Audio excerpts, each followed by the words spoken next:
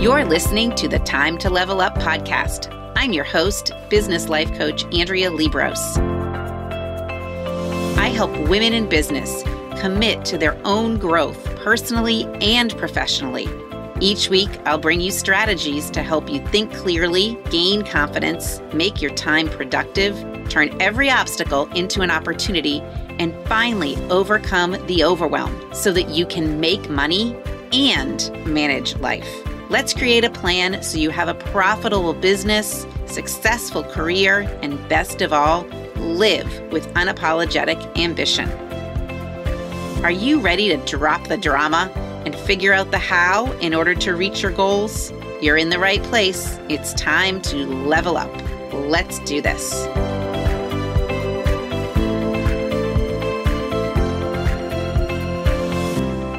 Hello, my podcast listeners, and welcome back to the Time to Level Up podcast. I would love to say that my original thought for this podcast was something like how to move from surviving to thriving. And it sounds super cliche, and it is, and it just didn't sit well with me. So as I started to put some ideas down on paper for this particular episode, what I realized is that in order to move from surviving to thriving, you really have to do the work. And I have that in quotes, do the work. That's worth doing. And I got a sign, so to speak, yesterday that this is exactly what I want to share with you today. I got off a consult call with a prospective client, and what she shared in that call really solidified for me that what I help my clients do, I help them do the work that's worth doing. So I'm going to share with you today what that work is, what makes it worth it, how to do it, when you know you have to do it, and if you do it, what will happen to you. And this is worth work doing on a Saturday like I'm doing right now. I am recording this episode on a Saturday. I rarely record episodes on Saturdays, but I am home all alone this weekend. No kids, no husband, no dogs, just me in my house all alone. And I am feeling very inspired to do the work and to record several podcast episodes today. So that's where I'm at. All right, so let's just dig right in. Now, I know that even though I don't get to see you podcast listeners, and I don't really get to hear from you unless you reach out to me, you're hearing me. And I am impressed by your desire to work on yourself, to grow yourself, to better yourself, to get better at loving yourself, at loving everyone, at loving what you do every day, at loving each other, at loving your family, loving your business, at doing this work that's worth it. Because you wouldn't be listening to this podcast if you weren't up for doing the work. And I think more than anything, what I'm impressed by is your willingness to be vulnerable while you do the work. In order to do the work that I'm teaching you here, you have to be willing to be vulnerable. You have to be willing to be wrong. And I've said that several times. You've got to be willing to be wrong. It's such a challenging thing to be willing to be wrong and to be vulnerable. It's really the ultimate form of humility. Brené Brown does a lot of talking about this. And I feel that desire from you in just the itty bitty contact I get from you, whether it's in the form of a review or if it's in the form of me, someone saying to me, hey, I've listened to your podcast. I want to know what you're listening to and what you're feeling, what resonates with you.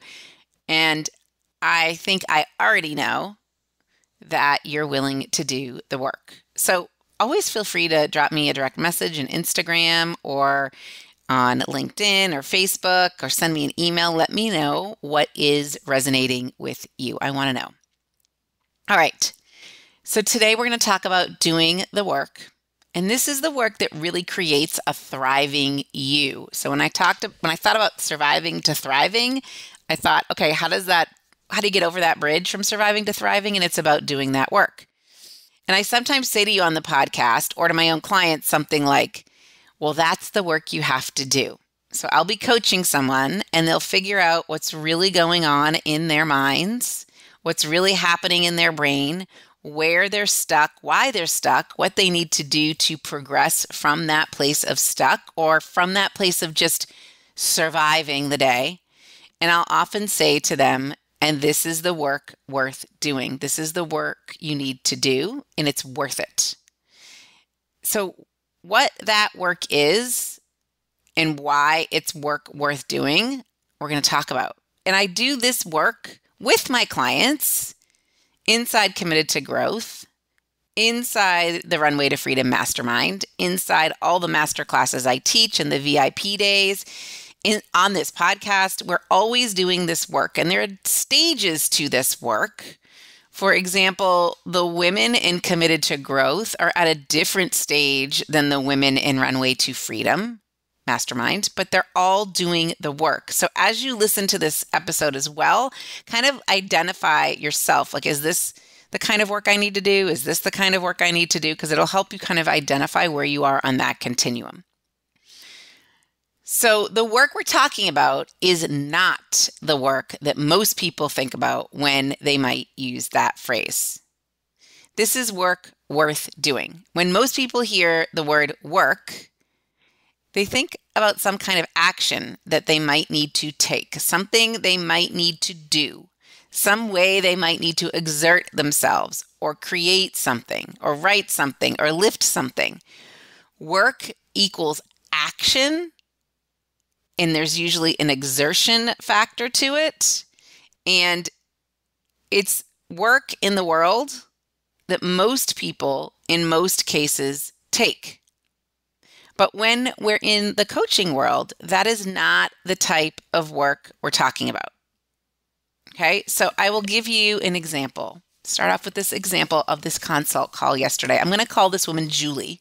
It's not her real name, but I'm going to call her Julie. Okay, and she got on this call with me telling me that she was in a quandary as to whether or not she should leave her corporate job and very well paying, she's established in her role, corporate role, to take classes and get certified as a physical therapy assistant. And she had already done some prereqs. She told me that the reason she wanted to do this is because she wanted to do something that was more purposeful or fulfilling. But in the course of that conversation, she never once told me that she was excited about becoming a PTA. She actually even told me that once she got that certification, she probably wouldn't even job she currently has. She loved her job. She actually gave her job currently right now like an 8 or 9. But she was just looking for something that was more fulfilling. So what I told her is that I don't think she should go get her certification as a PTA. There's nothing here that tells me that's really what she wants to do. What she really needs to do is to do the work. She has got to figure out what she's really feeling, what she's wanting to feel. She's got to do the work on understanding who she is, what approach feels right to her. And she needs to explore what stage of life she's in now and where she wants to go. Okay. And that work, doing that kind of work, might result in the action of pursuing the degree. It may just result in a change to the action she's currently taking, like a tweak. It may result in something that we haven't even thought about. But the work that we're referring to here is not the work of going to get another degree. So she was going, notice, into that action mode. She was skipping the work worth doing, the work that we refer to in coaching, the work that I encourage you to do and that I encouraged her to do happens first in your head and in your heart. It's not working on something that you're doing or actions. It's working on who you are being, what you are thinking and believing.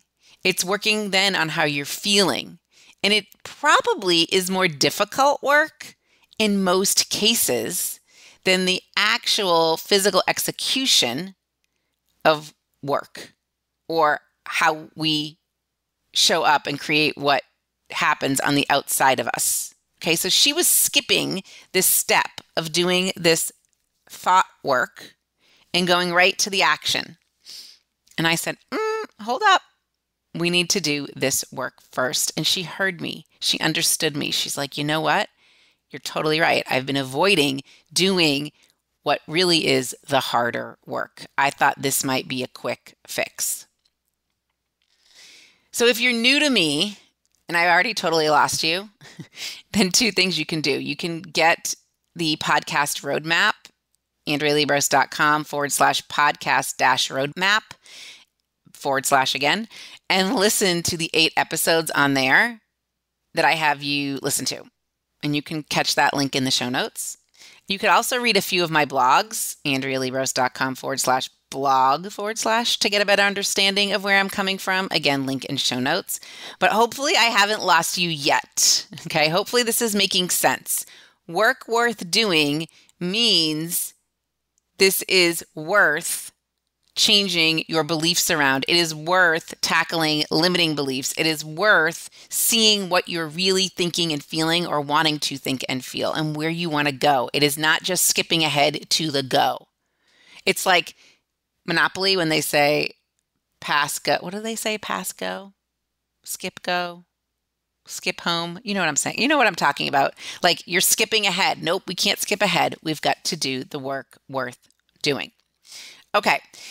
So this work is worth taking the time, the conscious energy required to redirect your brain every time it tries to offer you the story or a thought that isn't serving you, and to go, no, that's not the story I want to live out. That's not true. Remember, we're not thinking that story anymore. We're not focusing on that anymore. We're not believing that anymore. We're redirecting.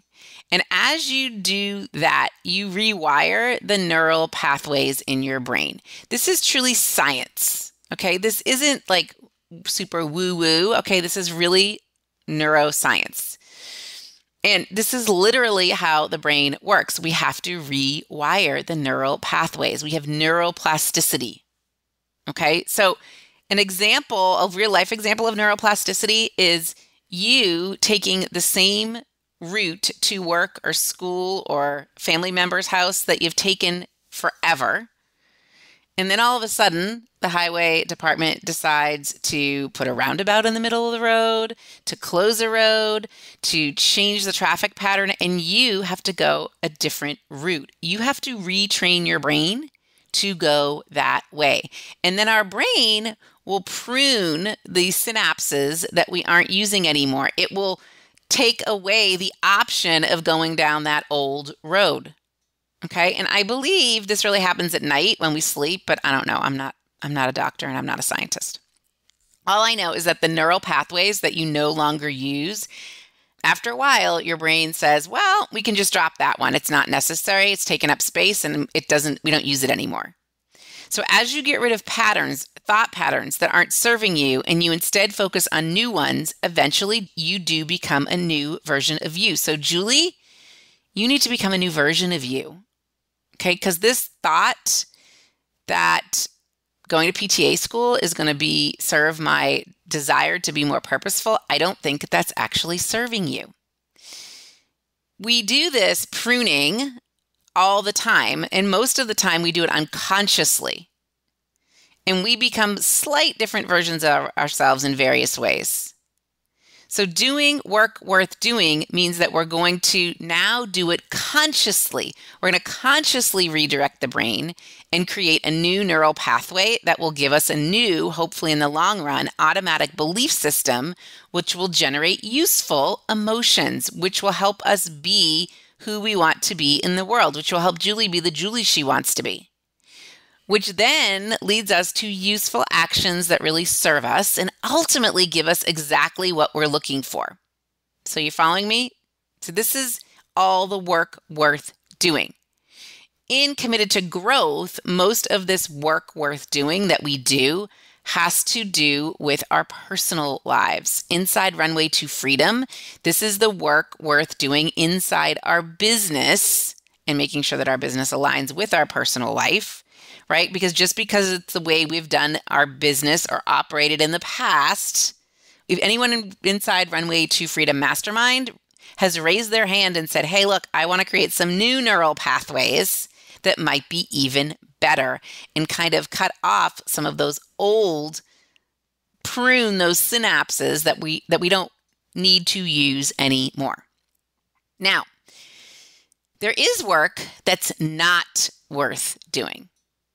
There's thought work that's not worth doing. So I want to mention that just for a little bit because, again, this is a common misconception when people first learn about thought work or the work we do in coaching, where I teach clients that thoughts create feelings, and they think that what I'm saying is that you should just think positive thoughts in order to have positive feelings all the time. And that is not what I'm saying, because there is work that's not worth doing.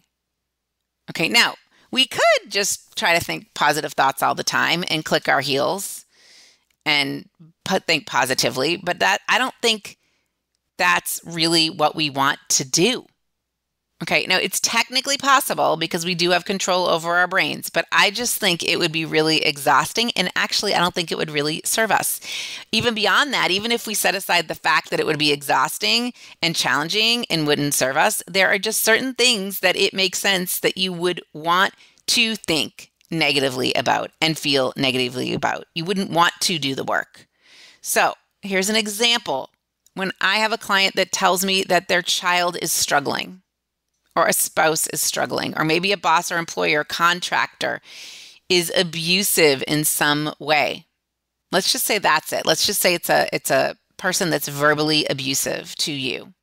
Not even physically, just verbally abusive. According to the coaching model that I use, I teach that your thoughts create your feelings. The circumstance doesn't create your feelings. So what do I mean by this? It's what that person says, those words coming out of that abuser, the words that come out of their mouth, the names that they might call you or the statements they make about you, that doesn't make you feel anything.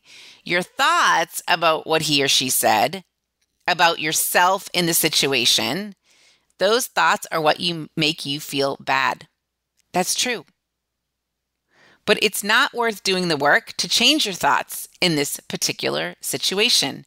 That is not work worth doing, because I don't think, and maybe you disagree with me, but I don't think that you should allow people to talk to you in any way that you find to be derogatory or inappropriate or offensive. I think that you should have a value system that says it's not okay. Talking to people that way, not okay. Okay? So think about it in a work situation. If you've got an employee that did something and your thought is, this is unacceptable, I need to let him go, I don't think it's work worth doing to try to figure out how to keep him. In fact, I think actually that's a detriment to you. That's some of the work we do in Runway to Freedom Mastermind. We're trying to figure out what's the work worth doing here, and it comes to the people in our organization, and what's not worth doing. Sometimes we hurt ourselves by trying to spin that type of situation in a positive way. Okay? So when people talk to me in a way that feels abusive, it's not okay, even though it's not okay is just a thought. We could change the thought to, it's totally fine for him or her to talk to me in that way, but that is going to be work. That's going to be challenging. You don't believe that. It's not work worth doing. Do you know why? Because it's okay to have boundaries and remove yourself from situations when people are behaving in a way that doesn't align with your values. You want to have values. You want to keep them. And I want you to have opinions about how you allow people or situations or what you're willing to tolerate when it comes to how people treat you or talk to you. It's not worth doing thought work. It's just not necessary. You can remove yourself, and there are plenty of kind people in the world that you could talk to. And maybe you just remove yourself temporarily. Maybe you remove yourself permanently. I don't know.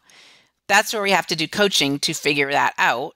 but I don't encourage people to sit around and think positive thoughts about somebody mistreating them. That's not work worth doing. But when it comes to things like a job or a business or even day-to-day tasks, maybe it's doing housework, loading the dishwasher, folding the laundry, exercising, taking care of your kids, attending a meeting that happens every week. And those things are things that you don't want to do in your day. People tell me all the time, I just don't want to do it. And I don't feel motivated to do it. And so I can't get myself to do it. And what they want me to do is to give them a thought that will make them feel excited or motivated to do it. And actually, I would love to be able to give you a thought about that would make you feel motivated. But the truth is, I can't always find those thoughts myself. I could, but that would be work that I don't think is worth doing. Okay, so let's say I need to record a podcast, for example, and maybe I just don't feel like it. That happens sometimes. Maybe I'd rather go for a walk with my friend Megan, like I did this morning, or take a nap, or watch a new series on Netflix, or maybe I just feel like I don't want to do anything at all. I just don't feel like it. And I could sit around and try to get my head into the space of wanting to do it and create some new thoughts. And I do recommend you try that first. But if that's too challenging and you just can't get there, if you just can't make that emptying the dishwasher exciting, if it requires a lot of energy to do that, then I just say that's not really work worth doing. Because you know why? As human beings, we can do things even though we don't want to. We have that ability. You can just develop the skill of doing something because you said you would. And honoring it, honoring the commitment, honoring your calendar, honoring what you told yourself you would do in the past, not just being interested in doing it, but staying committed because you respect yourself enough. And that is work worth doing. So it is work worth doing. It's worth me forcing myself, or even if I don't want to do something, to do it if it's something I've committed to. But if it's too challenging, if you can't get there, if it requires a lot of energy to do that, then that it's okay to say it's not really work worth doing and to just do the work of staying committed. Actually getting yourself motivated and excited on mundane tasks, I don't find that to be work worth doing. It's just not. So inside coaching, we figure out what's worth it and what's not. Okay? Because there's a lot of things that we don't want to do, but it's worth the work to stay committed to it. Okay? All right. So let's talk about some of the work that's worth doing. It tends to fall into a few main buckets. And we get the opportunity to do this work in various situations in our lives. So when my clients come to me with, oh, there is a problem here or a challenge here, or this is super hard, I'm actually always a little bit excited for them because I know they're going to have the opportunity to do some work that's worth doing. Okay, and you know why it's worth doing? You know how you're going to know if it's worth doing? Because it's going to make every other part of your life easier. It will make your business easier.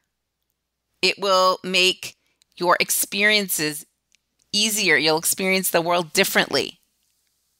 It will cause you to experience yourself differently. It will help you create anything you choose to create in your life differently. It's totally worth doing.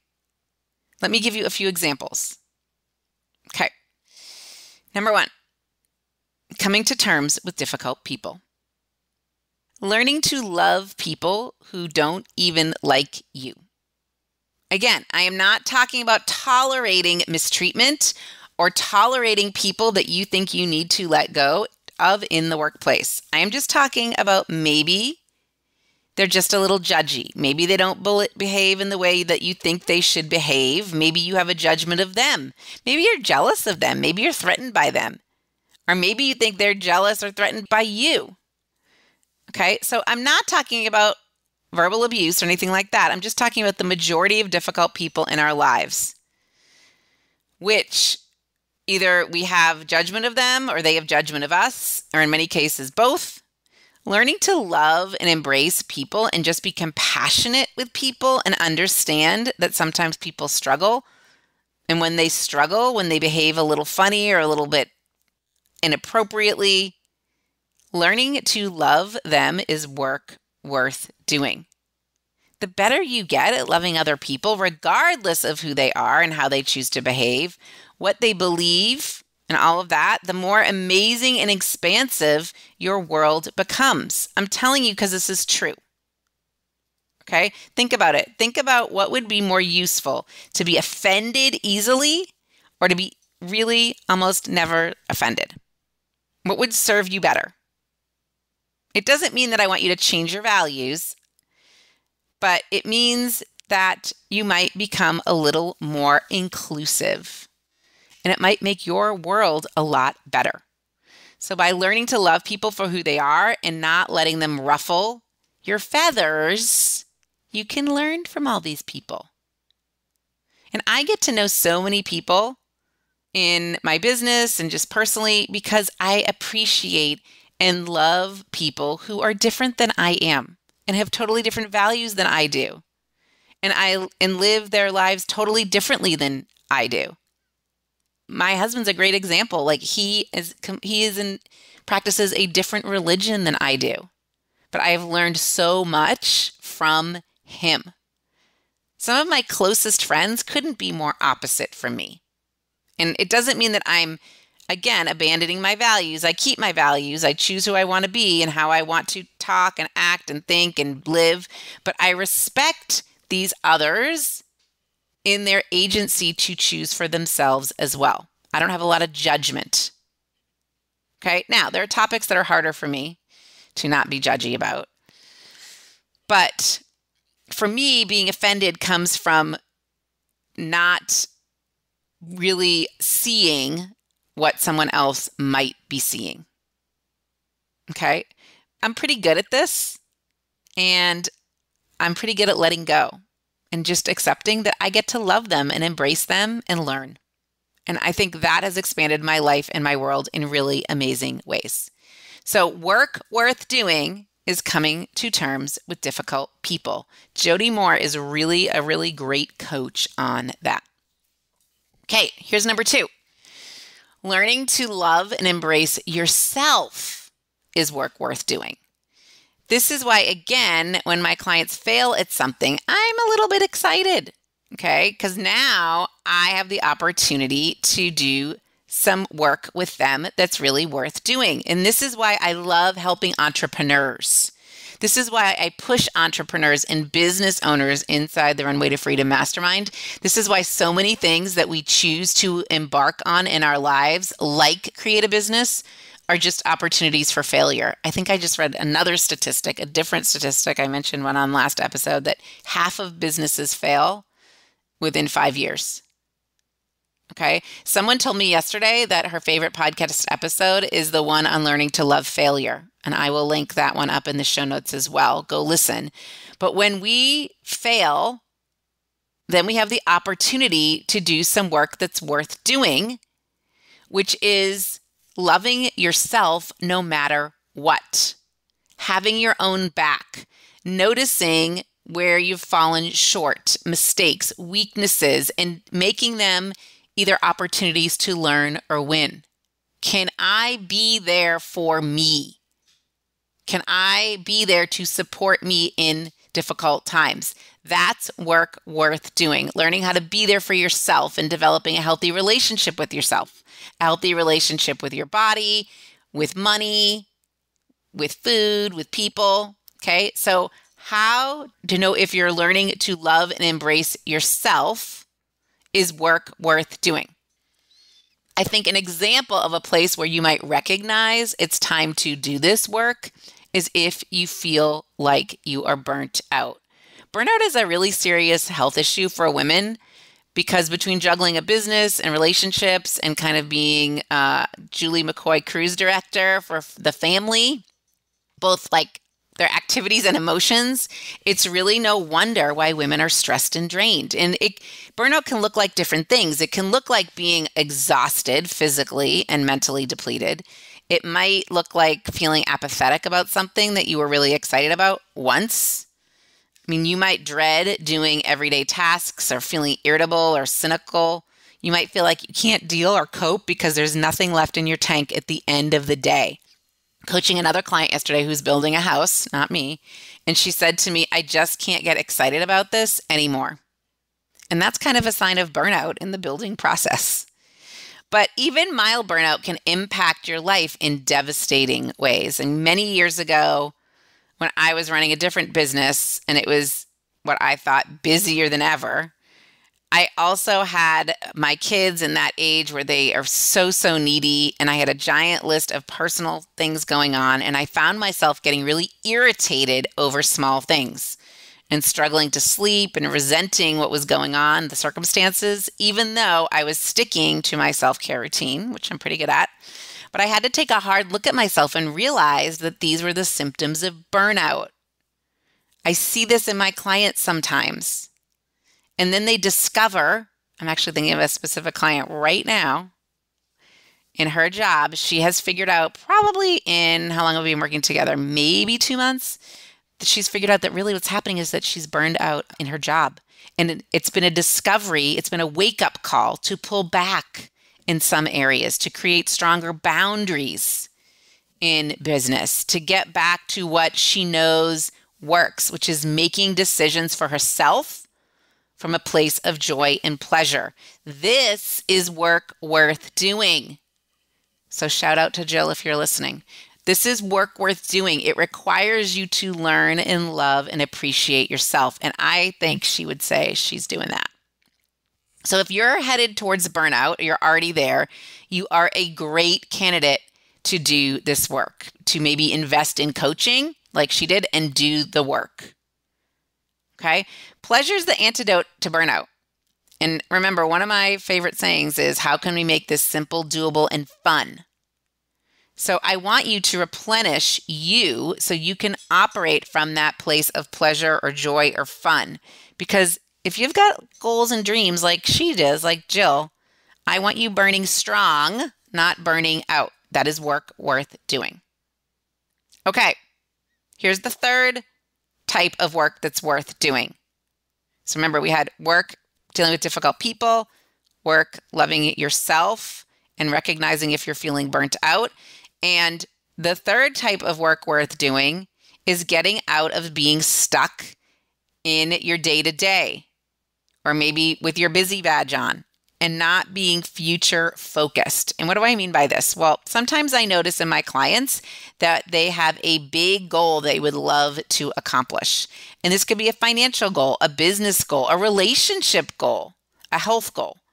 And if you've got a goal to achieve, but find yourself stuck or trapped in your day-to-day with your busy badge on, the work worth doing is the work to create freedom or space or margin or time in your world so that you can go after it. Sometimes I say how you manage your time is evidence of how you manage your mind. Okay? So how do you create this time or freedom or space or margin? It means doing something or a series of things that are out of the ordinary, that are disrupting your usual routine, that are signaling to your brain that it needs some rewiring or some new neural pathways. We've got to cut off those dead synapses because this big goal that you're going after requires your attention.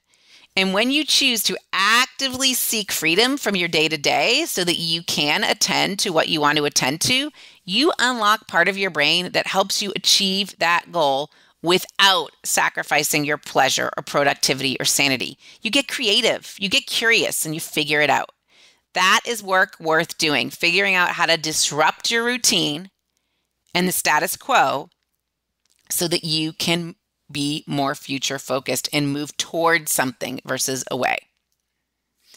All right, and here is the fourth thing. I've got 5, so I'm almost there. This is the fourth thing that I think is worth work doing. It's learning how to show up for yourself. Are you stuck in a frustrating pattern of ghosting, I'll call it, on your goals and self-commitments.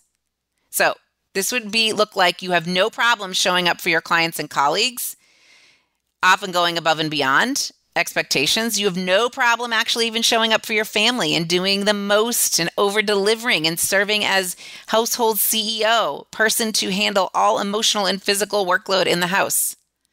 People in your world often consider you the reliable one, or the one that's really good at it, the person who always shows up with a full heart, the person who gets it done.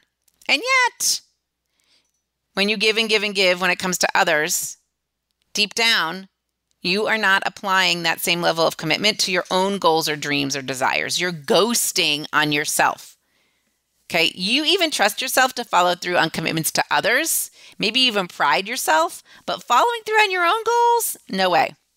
Suddenly you become kind of one of those flaky people. And when it comes to what you want, you don't like labels or commitments or following through. You don't want to put anything on your own personal calendar for you. Okay?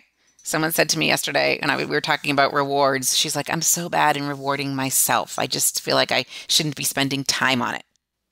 Okay? So if you ghost on yourself repeatedly, the message that you're sending is that other people's goals and wishes and wants are more important than your own. Ghosting on ourselves is a dangerous habit that steals our lives and leaves us full of regrets. And it's not an easy pattern to break, but this is work worth doing. I can find myself slipping back into this place myself, forgetting my own needs and putting my goals on the back burner.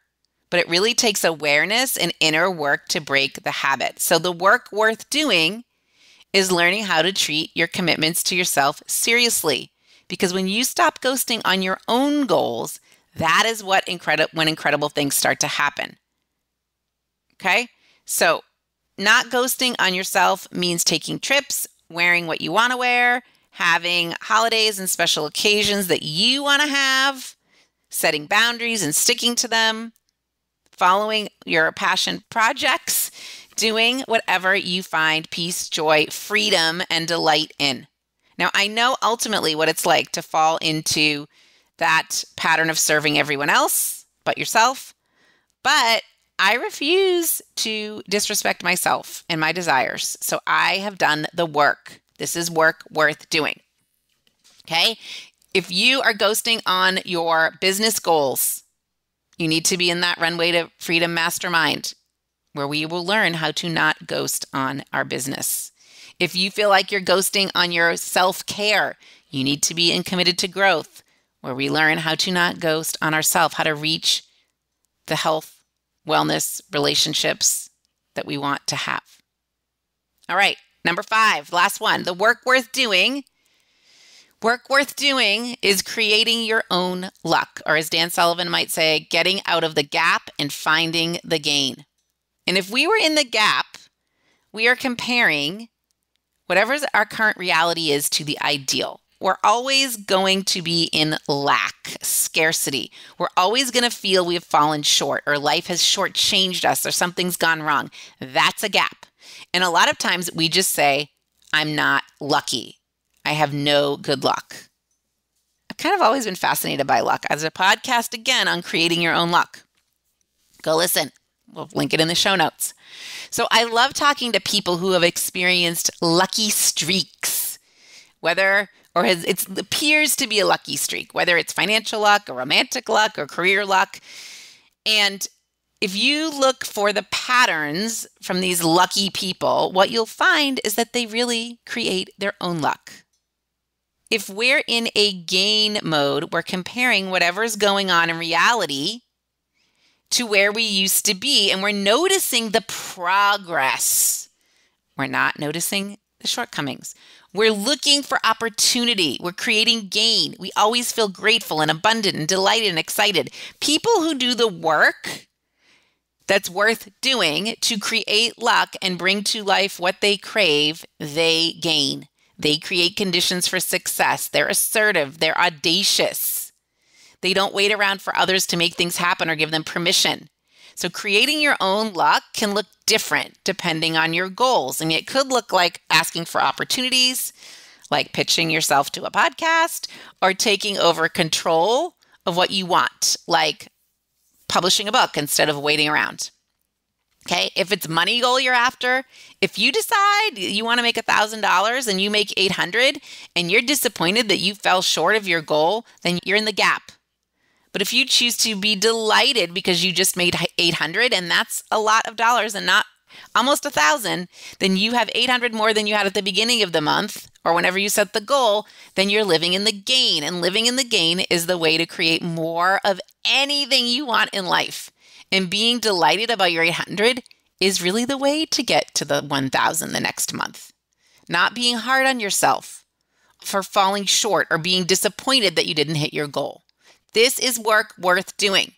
So in business with entrepreneurs, I can always tell when someone's going to be successful or not by what headspace they're in, by the way they talk about what they've done so far. If they talk to me about all their shortcomings and how they've failed or how something didn't work, then they're in the gap. If they talk to me about what's working, what they're excited about and delighted by the little parts that do seem to be working, even if it's teeny, they're in the gain. Okay, so this is work worth doing. Getting rid of low quality thoughts and learning to turn setbacks into setups for opportunity, for miracles. Learning to live in the gain, learning to be grateful, learning to stay in abundance. That is work worth doing. And there are several podcasts on abundance. So go back and listen to those. Because again, these things I'm describing to you have a ripple effect in your life. Okay, so when someone says to me, I don't even know where to start, and I want to apply what you're teaching or what you're coaching, I want to apply to my own life. They might say, I really feel like this is exactly what I need. It sounds so good, but I don't know where to start. I tell them every time, you do know where to start. You start by doing the work that's worth doing, by seeing the gain, not the gap. Okay, so it doesn't matter where you begin because these things that are worth working on will have a ripple effect. It's not that you have to have tons of things wrong. You don't have to have tons of issues or problems. It's just that you have to have your one brain applied to every area of your life. So for example, if you're living in a gap, it's going to show up in money. It's going to show up in your health. It's going to show up in the way you view other people. It's going to show up in the way you think about your time. It's going to show up in the way you think about yourself in so many areas. So if you feel unlucky or wonder why everyone else seems to have all the luck, I encourage you to do this work. All right. So the good news is we just use one area to get our head out of that negative space and into the area of abundance, and it's going to have a ripple effect. I'm telling you this is true, and I've watched this over and over with my clients. There's even a little part on my website in the copy that talks about this. We just have to start in one place. We don't have to tackle everything all at once. We just have to do work worth doing in one area, and there is a ripple effect. Okay. Now, the work though doesn't end, my friends. It's not like, it's kind of like brushing your teeth. You're never really done with it. It happens all the time. You have to keep doing it, but you're going to be doing different work. It's going to get easier. Okay. It's like you're going to change different flavors. Maybe you're changing different flavors of toothpaste. No, like for example, if you're doing work on this feeling of scarcity, okay, right now, you're not going to have to do that same kind of work a few months from now.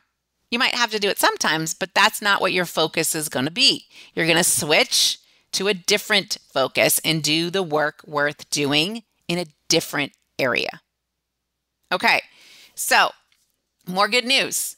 You get to decide whether or not it's work worth doing. You get to decide what you want to tackle. But one of the things I like to do is back way up from a situation and to get out of the weeds and ask myself, okay, if I were thinking about this in a different way, would that make sense? And would it be useful? And it can to decide whether or not I want to do the work on it. And now this can be hard to see on your own. So I would recommend that you either work with a coach for a while, or you listen to every Time to Level Up podcast But listening, I'm going to tell you too, is way different than doing the actual work with a coach or a guide. Doing the work and seeing other people do the work is different than just listening. Because once you do the work for a while or you see others do the work, it becomes easier for you to do it. Example, I was coaching a woman the other day who said that her daughter was struggling in her new marriage, and she knew that she was. And when I pointed it out that really that was a thought, not a fact, she said, "Oh yeah, you're right, Andrea. I can see that. It's just a thought. That's my daughter's, it's a thought that my daughter's struggling in her marriage. Struggle is really just a thought." That became super easy for her to see. It probably wouldn't have been easy for her to see on day one, on the first day she decided to do this kind of work. Okay, so it's okay to do your own assessment, but be careful about doing your own assessment if you hadn't had a lot of exposure to coaching. You might want to get that exposure. You might want to get help from somebody, me or someone else. I would be honored to be your coach.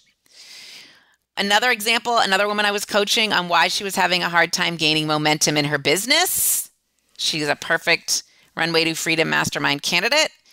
When I pointed it out to her that having momentum in her business is just a thought, it's really not a fact, she actually could start to see that she had gained momentum in her business. She's got a lot of traction. So there again, there's an example of things becoming easier. Okay? But it's continuous work. So both of these clients have been doing this work for a while, and it has become much easier for them to change their thinking or see the gain or create their own luck or get out of their day-to-day of stop ghosting them on themselves. Okay? It's become a lot easier. And it's gotten easier to decide, no, I'm not doing that work. Sorry, it's not worth it to me. I don't care enough about changing that result. Or, yes, I'm doing that work. It's so worth it to me. It's super important to me. It's really just a personal decision. But you actually even need help in deciding what's worth it. So there you go. That's what I think we mean when we say work worth doing. I hope that you'll think about that and you'll consider doing the work. It is mind-blowing and life-changing work. And if you are interested, if this sounds like work you want to do, then let's chat. And we'll figure out where to plug you in best into coaching.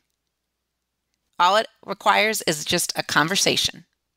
So head over to AndreaLiebross.com/consult and set up a time to chat. I would love to help you do this work that is worth doing. All right, my friends, Runway to Freedom Mastermind, if you're listening to this in real time, the doors are closing soon, the last day of the month. The doors are also closing in Committed to Growth on the last Thursday of the month, if you want to join us in the following month. Committed to Growth doors always close on the last Thursday of the month. Runway to Freedom is right now a once a year door opening registration. So if you want to be part of this in 2023, you need to get in on it now. Go set up a consult, AndreaLiebross.com/consult, and we'll chat. Have a great week. See you soon. Thanks for listening to the Time to Level Up podcast with me, your host, Andrea Liebross. If you know someone who could benefit from listening to this episode, I encourage you to take a screenshot and share it with them. Okay, now what about you? You've listened to the podcast. And if you now know that you're ready to upgrade your life, upgrade your business, upgrade you, then stop being only a listener and start being a liver, living that upgraded life. Head over to my website and schedule a call. Right there on that call, we'll start changing the way you think and act so that you can have the freedom to achieve the impossible in life and business and have the resources to do it.